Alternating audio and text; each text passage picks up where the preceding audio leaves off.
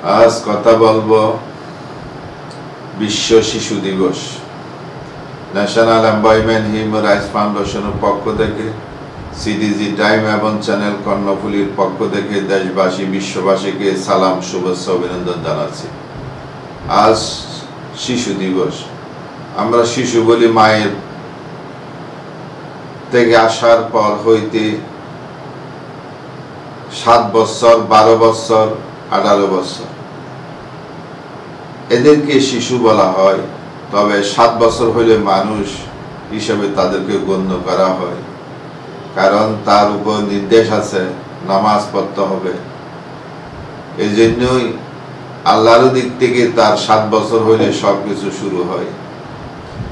দুনিয়াতে আমরা 12 বছর হইলে বালক হয়, আবার 18 বছর হইলে বিয়ে শাদীর ব্যবস্থা হয়। তাহলে শিশুরা হলো আগামী দিনের ভবিষ্যৎ। এই শিশু থেকেই লেখাপড়া শেষ করে এবং উচ্চ লেভেলে মানুষের কলেজ, ইউনিভার্সিটিতে গেলে এদেরকে আর শিশু বলা হয় না, এদেরকে ছাত্র বলা হয়। এরা অনেকেই আবার বিবাহ শাদী করে, অনেকেই আবার বিভিন্ন প্রতিষ্ঠানে চাকরি করে, রাষ্ট্র পরিচালনা করে। শিশু থেকে আমরা এগুলি উৎপন্ন। প্রত্যেক মায়ের পেট থেকে আসার পর শিশু হিসেবে সে জন্মগ্রহণ করে, মায়ের দুধ পান করে। এরপরে আস্তে আস্তে সে বড় হয়। বড় হওয়ার পর তাকে লেখাপড়াতে ভর্তি করা হয়। লেখাপড়া থেকে তারা আস্তে আস্তে উপরের দিকে চলে যায়। শিশুদেরকে যত্ন নিতে হয়। আমাদের মায়েরা অনেক শিশুকে দুধ পান করায় না, যার কারণে তাদের মেধা শূন্য দেখা যায়। এই যে আর্টিফিশিয়াল গরুর দুধ খাওয়ার ফলে অনেক শিশু প্রতিবন্ধী হয়ে যায়। অনেক শিশু তার বাকশক্তি কম থাকে। যদি মায়ের দুধ খাওয়ানো হয় তাহলে পুষ্টিগত দিক থেকে ওই শিশু খুব মেধাবী হয়, ভালো হয়। তাই আমরা মনে করব, যারা মারাদেরকে অনুরোধ করব শিশুদেরকে দুধ পান করানোর জন্য।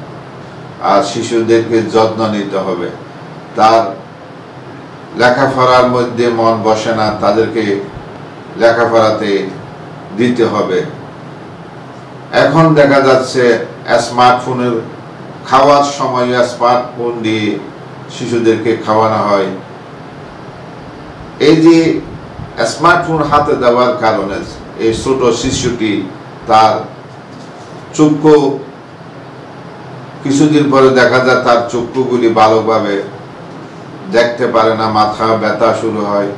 ডাক্তারি পরীক্ষা করলে দেখা যায় চোখের প্রবলেম হয়ে গেছে, অসুবিধা হয়ে গেছে। কেন হয়?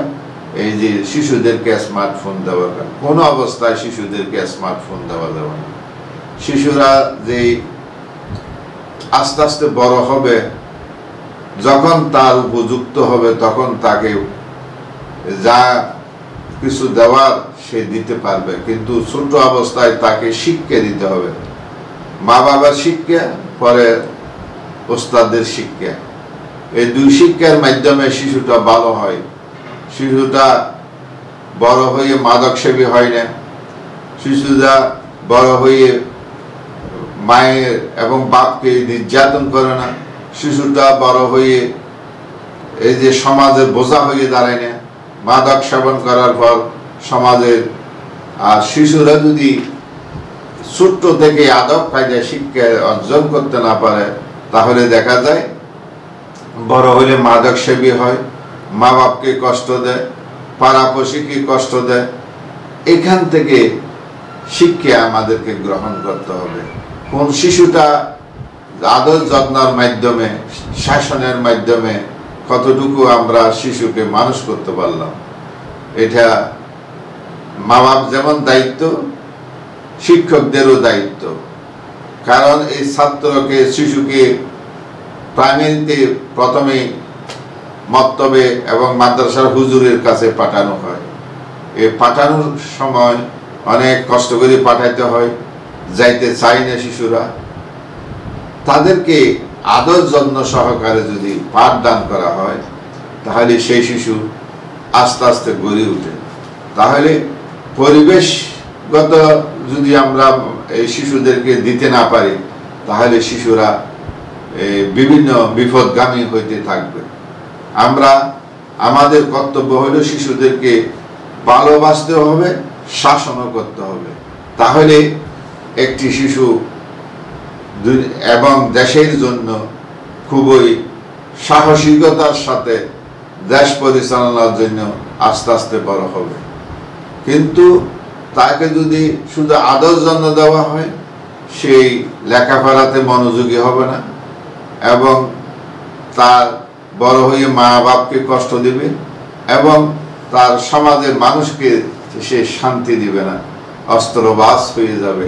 তাই আমরা আসুন, আজ শিশু দিবসে মাদেরকে বলবো, আপনার শিশুকে আপনি যত্ন নেবেন এবং আদব কায়দা শিক্ষা দেওয়ার জন্য সবসময় সচেতন থাকবেন। তাহলে এই শিশুটা ভবিষ্যৎ উজ্জ্বল হবে এবং আমরা একটি ভালো শিশু সমাজে দেখতে পাবো। প্রত্যেক মাদের কর্তব্য, বাপদের কর্তব্য এবং শিক্ষকদের কর্তব্য হলো একটি শিশু জন্ম নেয় নিষ্পাপ হিসেবে, পরে আস্তে আস্তে মায়ের কোল বাপের কোল থেকে শিক্ষকদের কাছে যায়।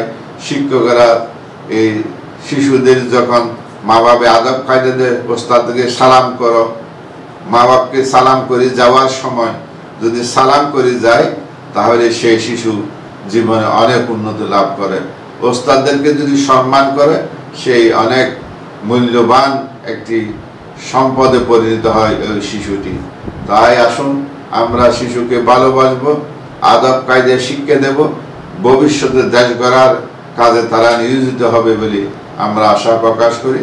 আল্লাহ যেন সেই ভবিষ্যৎ শিশুদেরকে মানুষ হওয়ার জন্য আমরা প্রত্যেক যদি প্রচেষ্টা চালাই, আমরা সুন্দর একটা এই যে মানুষ আমরা দেখতে পাবো। আল্লাহ যেন আমাদেরকে সেই তৌফিক দান করে। সবাইকে ধন্যবাদ জানাই, আজকের মতো বিদায় নিলাম। আল্লাহ হাফেজ।